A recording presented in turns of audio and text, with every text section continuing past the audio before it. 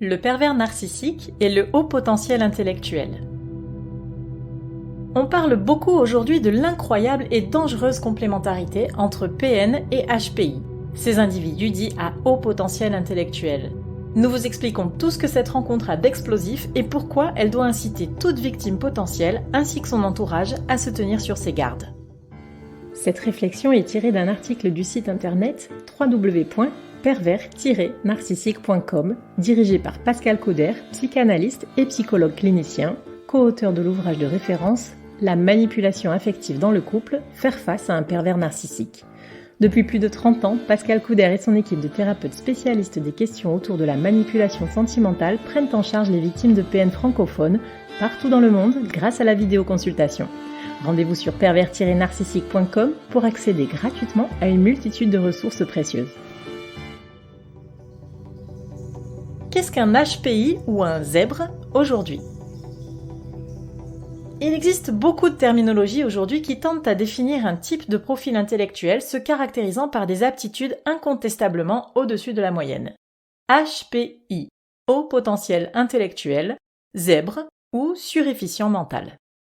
Cette notion ne peut se limiter à la simple évaluation du QI car ces individus se démarquent aussi sur le plan psychologique par d'autres caractéristiques. Le HPI, dit aussi zèbre, n'est pas en effet uniquement un cerveau qui fonctionne à toute allure et souvent à toute heure. Il possède aussi, et cela le caractérise, une sensorialité beaucoup plus développée que la moyenne. Tant au niveau de la vue que du goût, du toucher, de l'ouïe ou de l'odorat, il capte énormément d'informations avec une richesse et une qualité de perception exceptionnelles, ce que le langage scientifique qualifie d'hyperesthésie. À cela s'ajoute toute une finesse de perception comparable à celle des jeunes enfants et une conjugaison croisée de tous ces sens ultra développés.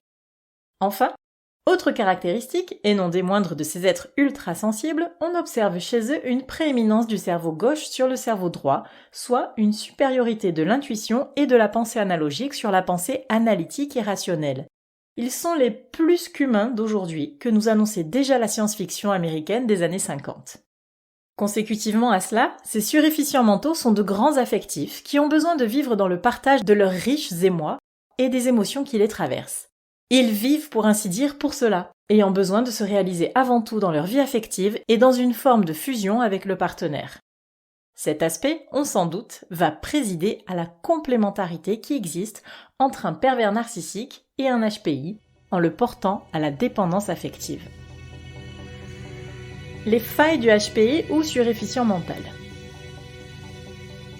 Le PN et le HPI ont en commun tous les deux de ne pas reconnaître l'altérité de l'autre, mais pas pour les mêmes raisons. Pour être heureux, un surefficient mental a besoin que l'autre le soit, et il va tout faire en ce sens. Son seul repère est le bien. Il ignore l'existence du mal, et c'est là que se situe sa faiblesse majeure. Mais il en ajoute une autre à cela, le manque d'estime de soi, qui naît de sa différence. Ces individus parlent un langage qu'ils sont seuls à parler, ce qui explique qu'ils voient se creuser en eux une forme de vide identitaire provoquée par une sorte d'isolement. Les autres ne captent pas, ne comprennent pas cette sensibilité si vive qui les anime et qui explique qu'ils en viennent à être rejetés. Même si certains parviennent à saisir que les autres n'agissent pas par méchanceté, mais parce qu'ils ne fonctionnent pas sur le même mode, ils restent souvent, et néanmoins, prisonniers de leur souffrance. Les failles narcissiques vont donc être profondes et il va en résulter une difficulté commune à tous ces individus. Ils auront du mal à s'aimer et à s'accepter. Une manifestation très fréquente en est le complexe d'infériorité que ces surefficients développent lorsque, las d'être incompris des autres, ils sacrifient leurs belles capacités sensibles et intellectuelles pour complaire au plus grand nombre. La solitude est aussi souvent leur lot, car en anticipant les blessures de l'environnement, ils deviennent problématiques pour eux-mêmes et développent un hyper-contrôle qui les met à l'isolement. Une forme d'arrogance peut aussi apparaître chez eux, sous l'impulsion d'un personnage qu'ils se créent pour gérer leur supériorité à travers ce qu'ils s'imaginent que les autres attendent d'eux. PN et HPI, la rencontre. Naturellement, tant de souffrance émotionnelle ne va pas échapper au radar du pervers narcissique. On peut dire tristement que le HPI est pour lui un mets de choix. Il lui apporte des qualités extraordinaires dont il pourra s'emparer avec une extrême facilité puisqu'il fusionne joyeusement avec lui. Devant un manipulateur qui épouse tous ses besoins au départ, le HPI ou surefficient mental est donc, au plus haut point, piégé. Le pervers narcissique commence toujours par combler son plus grand besoin en lui laissant croire que grâce à lui, il deviendra quelqu'un de bien, à son image à lui, être dominant qui semble à l'aise partout. Il lui fait miroiter en réalité son plus grand fantasme qui est celui de se sentir exister à l'égal des autres et de devenir donc enfin, à ses propres yeux, une personne acceptable. Autre difficulté entre PN et HPI, leur rencontre est très forte sur le plan des sens. La relation est au départ particulièrement axée sur les plaisirs sensoriels, restaurants, sorties, voyages, et il ne s'agit pas tant pour le manipulateur d'en mettre plein la vue du HPI, peu soucieux d'argent et d'apparence sociale par ailleurs, que de raviver chez lui une flamme de vie souvent endommagée par une carence de liens affectifs et sociaux.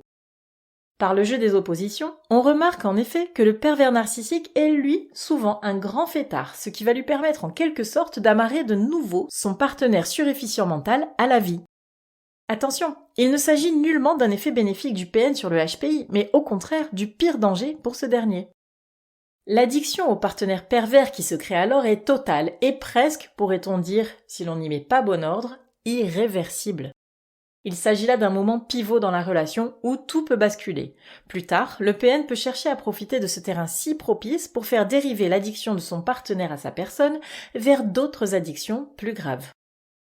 Il y a donc grand danger entre le HPI doué d'une sensorialité exacerbée et un individu PN manipulateur qui use et abuse de ses sens sans retenue. En d'autres termes, le PN a le pouvoir de mener instinctivement le HPI là où il l'entend. C'est un point important qui mérite d'être souligné, car il importe d'y être vigilant, les HPI représentant aujourd'hui 15 à 20% de la population selon les spécialistes. À chacun donc d'être vigilant lorsque l'on se sent plongé trop vite dans une relation qui, pour être fascinante et étourdissante au départ, peut vite tourner ensuite au voyage sans retour. Restez aux aguets si vous vous savez trop sensible ou que vous connaissez l'un de vos proches qui s'égare dans les bras d'un partenaire au charisme douteux, même s'il s'agit d'un personnage plus que parfait et bien sous tout rapport. Que l'on soit HPI, zèbre, suréfficient mental ou que l'on soupçonne avoir ces aptitudes, se retrouver prisonnier sous le joug d'un partenaire tyrannique, oppressant et ou abusif est une vraie réalité, une vraie possibilité. Consultez des spécialistes de la manipulation affective et des addictions, ils vous aideront à sortir, par un accompagnement thérapeutique de qualité, de l'emprise des manipulateurs narcissiques. Rendez-vous sur www.pervers-narcissique.com et trouvez-y de nombreux conseils sur comment gérer la séparation, comment gérer l'après, la reconstruction, et vous pourrez également rentrer en contact avec un membre de l'équipe. Ne restez pas seul. Merci d'avoir écouté ce podcast. Rendez-vous très prochainement pour un nouvel épisode. N'hésitez pas à vous abonner pour ne rien manquer des prochaines publications. À très bientôt.